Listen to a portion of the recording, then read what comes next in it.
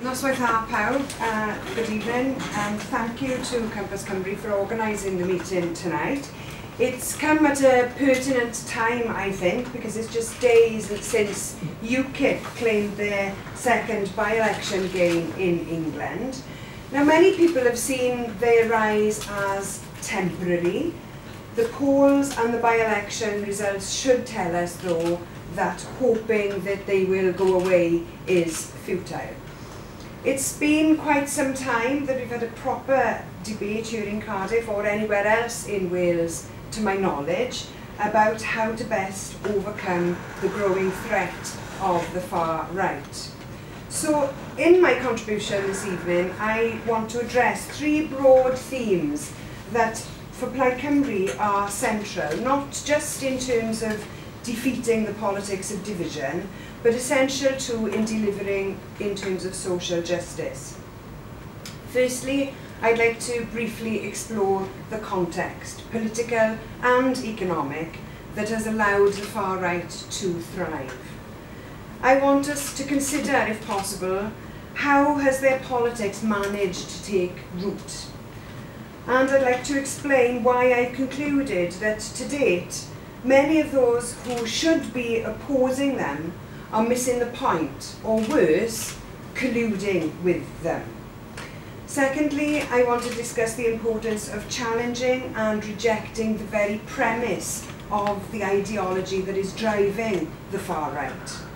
Rather than pandering to it, I will advocate seizing back the political agenda in favour of the politics of hope. Thirdly, I want to take the opportunity to elaborate on Plaid Cymru's vision to bring together the social justice movement and the national movement, not as rival forces, but as two sides of the same coin.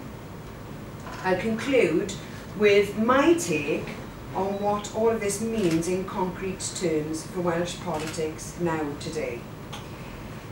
UKIP's unsurprising victory last Thursday was their second by-election victory, and it comes back on the back of their success in the European elections last May, where they actually won in England. Many made the assumption that the surge would peter out after those European elections, that they wouldn't really feature as the UK general election draws nearer. The assumption was that it was a protest vote and that would give way to thoughts as to what kind of government we wanted to see in London following on from next May. But this far-right surge is based on the foundations of exasperation, of anger, of disillusion, and of scepticism. Therefore, I view such assumptions as vast underestimations. They are indeed misplaced. Let's just look at how the very pillars of the United Kingdom have been shaken to their core in just a decade. The post-war consensus in favour of the welfare state has been replaced with a Westminster consensus in favour of austerity, with surging inequality, whilst the wealthiest enjoy a greater share of wealth than ever before. A consensus against properly breaking the criminal activity in the financial services sector, which brought about the financial crash, the disillusion of the banks, and deep recession. A consensus against properly acknowledging the anger that remains following an MP's expenses scandal that demonstrated a sense of entitlement amongst the London political class. Journalists complicit in hacking the phones and unlawful obtaining of personal and intimate information. Austerity so painful and cruel that some people have been driven to suicide to avoid life below the breadline. And remember, all of this has been made even more painful for those areas that were intentionally deindustrialised in the 70s and 80s and are yet to recover from the decisions that were made back then. So the very pillars of our society have been undermined. Those pillars have crumbled and have been replaced with distressed, and anger at the Westminster establishment with good reason. The Westminster system is broken. All of that has created a new political context which is ripe for the forces of the right to take advantage. They've been allowed to manipulate those legitimate issues that I've listed, and they've engineered a shameless narrative of scapegoating. Of course, they blame the poor, they blame the unemployed, they blame the migrant. They blame everyone except those people who are actually responsible. And that is why, really, it's politically pointless to expect to either defeat or expose them on individual policies, whether that's policies on the NHS, or on immigration, or on social protection, or on Europe. Because, as was said earlier on, they change any policies that they find are unpopular.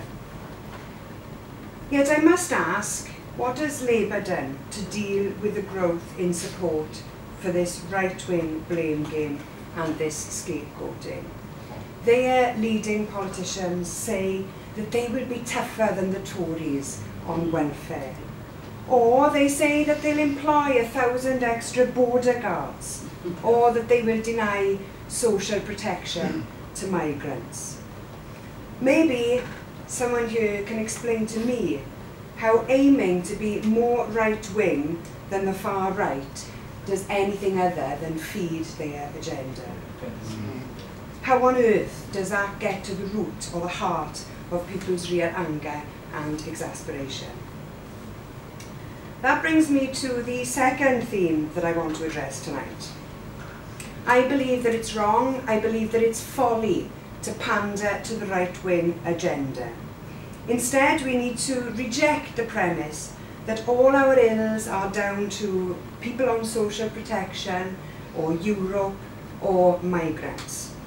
Polling shows that 75% of UK voters don't see Europe as a key issue. 3/4 of them want the railways brought back into public ownership. 80% want utilities nationalised. 84% want the NHS kept free and in public hands. Now, doesn't that provide to us some idea as to what a radical alternative to both the Westminster elite and the seduction of the far right might look like?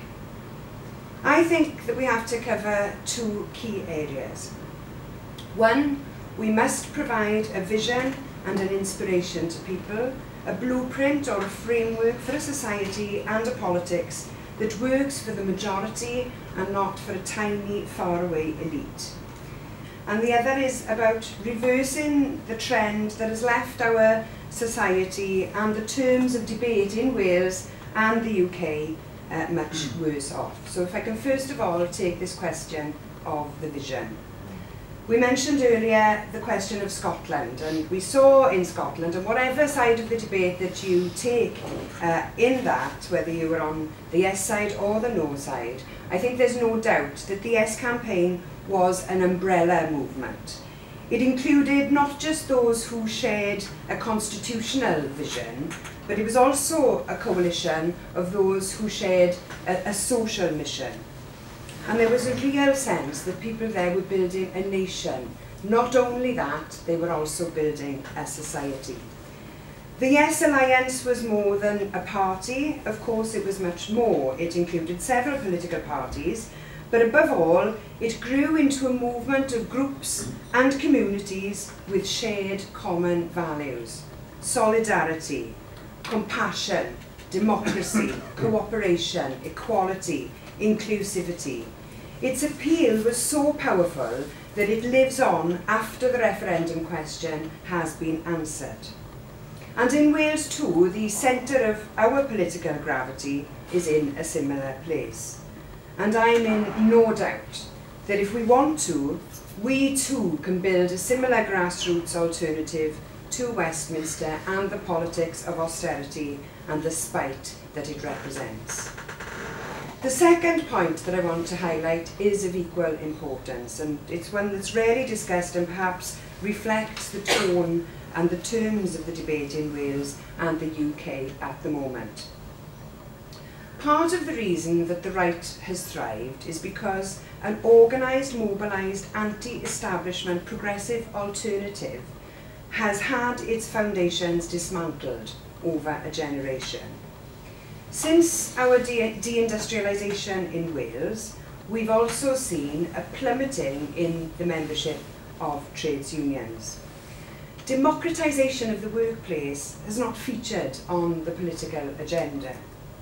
Industrial tribunals based on individual grievances have replaced large-scale collective bargaining. And we've gone from a position where trades union leaders were household names to a position today with some few notable exceptions where few are actually even recognised. So a vibrant mass movement of working people is now starved of that vital media exposure. And I want to pay tribute tonight to all those in the trades union movement who've been active, vocal and determined in taking the cause of working people to the corridors of power.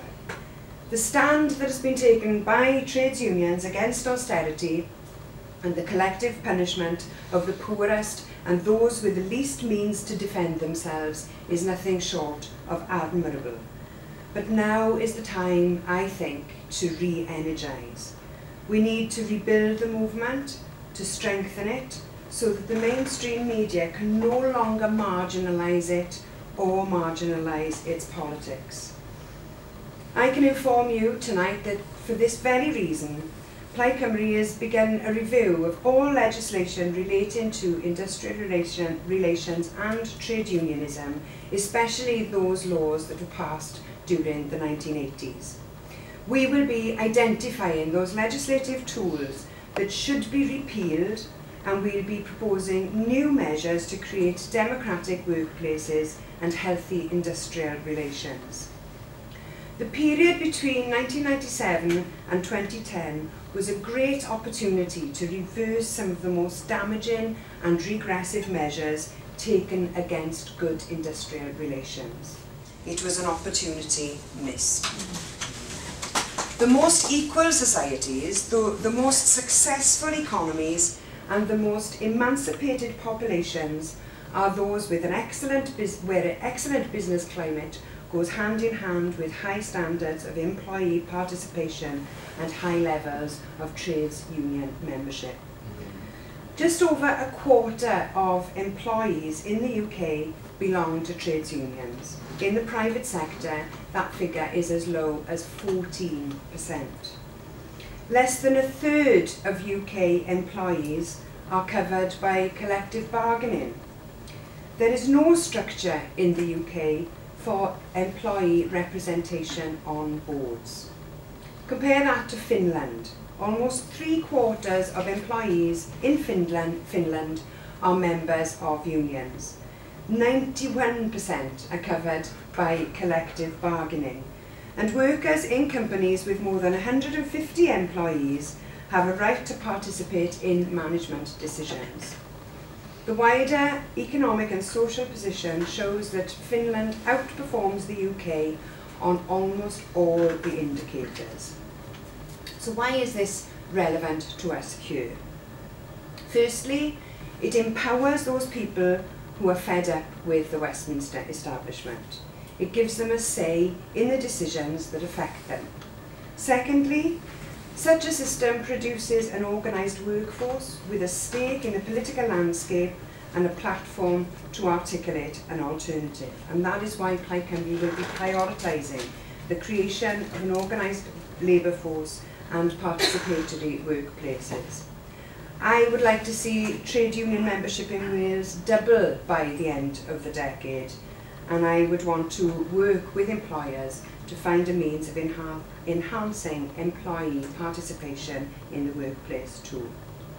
This is part of Plaid Cymru's vision for a democratic economy, and I started talking about this in my conference speech just last month.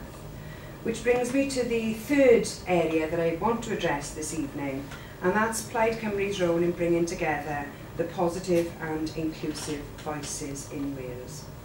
There are three primary challenges facing our country today, and all three will define the course of our country for the coming half a century or more. One, the nature of Welsh political nationhood. How the country is empowered, the tools we have to make decisions for ourselves.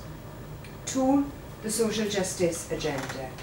Being able to reject the politics of austerity and division, and alongside building a nation, building a more equal society too. That includes the protection and the promotion of our unique cultural and linguistic makeup. Three, our obligation as Welsh and global citizens to the environment, and to that end, the ending of our dependence on fossil fuels and those behaviours that are detrimental to the future of the planet. If these three strands make up the basis of Plaid Cymru's tapestry, then that makes us much more than just a political party. It makes us a movement. It's those intertwining, complementary factors that provide Plaid Cymru with a strong basis from which to defeat the negative political forces that are on the rise in Wales and across Europe today. With greater powers, I have every confidence that we can build a society that is able to sustainably improve people's lives socially, culturally and linguistically. With self-government, we can maximise our tremendous potential as an emerging green economy too. This is an inherently progressive and inclusive agenda. It chimes with our radical tradition as a nation, and it contrasts fundamentally with the politics of hate, blame and scapegoating that is fostered by the right. I am of the firm view that Wales is now at a crossroads. The wider UK context presents us with an opportunity to seize a once-in-a-generation opportunity to secure meaningful self-government for Wales. And this is not an opportunity that Plaid Cymru will squander. To avoid yet another missed opportunity, those three strands that I've outlined tonight will, I hope, place us in a strong position to win new support for a mandate to implement progressive policies that will benefit all. Now, Plaid Cymru could well hold the balance of power in Westminster after next May with the SNP and the Greens.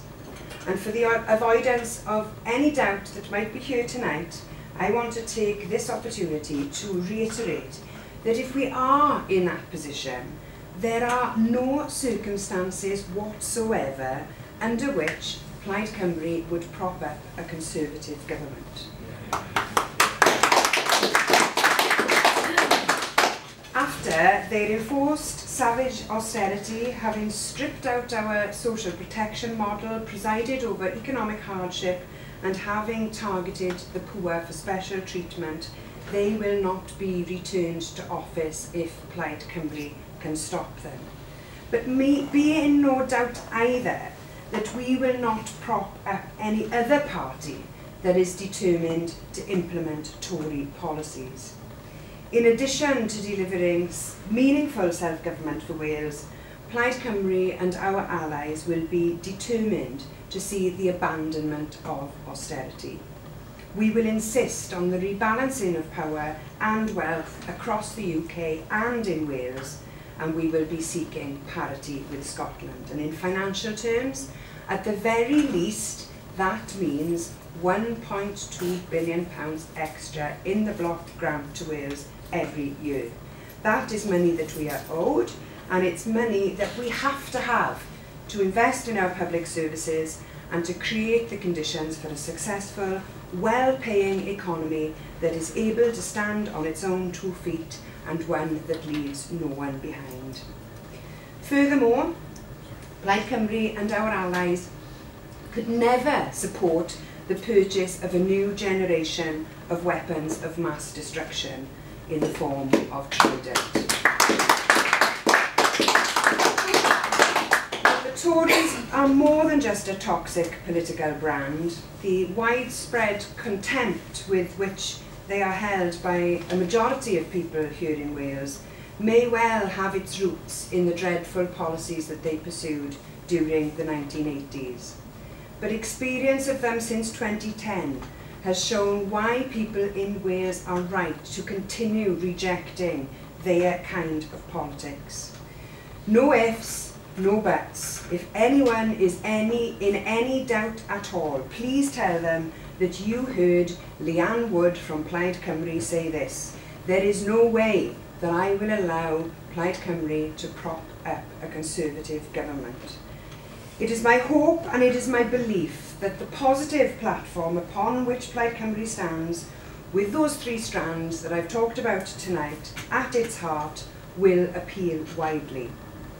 I very much hope too that it will result in support for the renewal of a progressive, alternative, inclusive politics in Wales that contrasts with and enables people to reject the negative, intolerant and exclusive politics on display from the right and a mainstream establishment elite intent on legitimising it. That support for a hopeful alternative will lead us to building a nation that is respected and confident, and a society that is fair and equal. If you like the sound of that, why not join us? Diolch yn fawr.